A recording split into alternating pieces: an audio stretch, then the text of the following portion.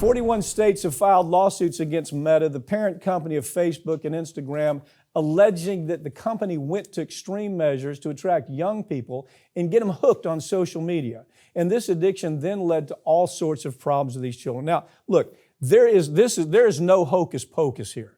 We know what they did. We know that they've used algorithms. They have hired the best shrinks in the world to say, how do we keep this 14-year-old hooked on TikTok? How do we keep this 35-year-old woman hooked on Facebook? What do we do? They've hired shrinks to say, well, these are the tricks. This is how you go about doing it. They've focused it. They've tampered algorithms.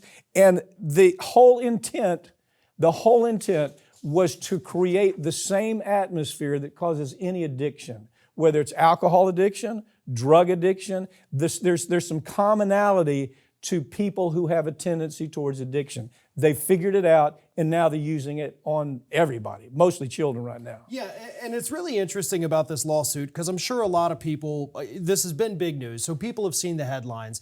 And I've seen some people say, well, this seems stupid, right? I mean, you can't sue just because your kid's on Facebook and Instagram too much.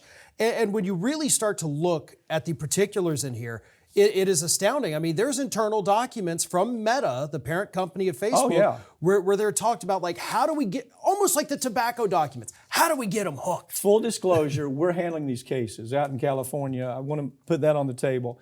We're seeing some of the documents. There's no question that they set out 4 or 5 years ago to say, look, we can increase our traffic, we can increase advertising. And so they said, how do we increase traffic? And they microanalyzed. How do you do it with a 14-year-old? How do you do it with a 30-year-old? And they've got a whole approach to doing it where they're using all of the weaknesses of addiction, a person who has a propensity towards addiction, they're using those weaknesses to hold them there. I mean, this is an ugly story, man. Fortunately, you got 35 states that are saying, well, we're going to do something about it. Well, and it gets even more interesting, too, when you look at it as, okay, we got them hooked. So people might say, all right, well, people are addicted to social media. Where's the damage? They know the damage, too. Oh, yeah. Because there have been plenty of studies. I mean, we're still sorting through data here, but the studies have shown that these young people, 13, 14 years old, the more time they spend on social media, they have a poor body image, they go through depression. Mm-hmm. This social media is destroying them mentally. Let me point out, I think you just said it, but I want to make sure it's clear. They had that information in their file cabinets. It's not like somebody else said, well, this is going to cause depression, this is going to cause anxiety, this is going to cause potential bullying, this is going to cause potential suicide. They have this in their file cabinets and had that information in their file cabinets for years. So what do? They do what all corporate America does. They go out and they strike a deal with the American Psychological Association. Complete, utter pimps for this industry. They pay them enough money and they come out with the same talking point that we saw with tobacco. We saw the same talking point with opioids. We saw the same talking point with PFAS. We see the same talking point in every major pharmaceutical case. You know what the talking point is? We don't know.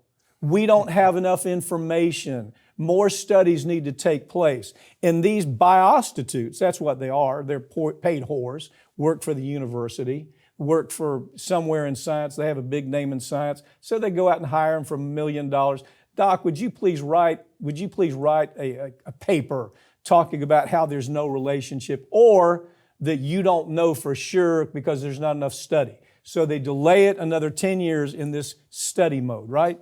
Or hey, poke a couple holes in this one. Look, some of this data right here, we think it was done incorrectly. Look at it compared to our data. And so the scientist or the doctor or whoever it is will say, oh yeah, when comparing the alternate sets of data, you see that there is no correlate. Right.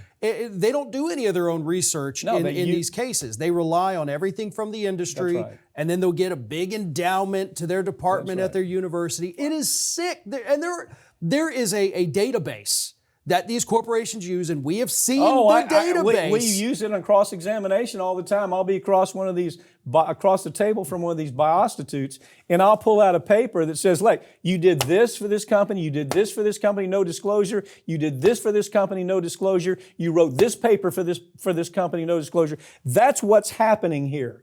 They're trying to round up the best biostitutes they can round up to say, this is ridiculous, like they did with tobacco, like they did with opioids, like they do every time that there's a big crisis like this, right? Yep. And as this goes on, you're going to see these people they're going to get spanked. I promise you they're going to get spanked because the courts are damn tired of it. There was a hearing that took place in California a week ago. In the hearing, one of the defendants was asked, well, sir, don't you have a duty to make safe what you're doing here where it comes to children's lives? You know what he said? No.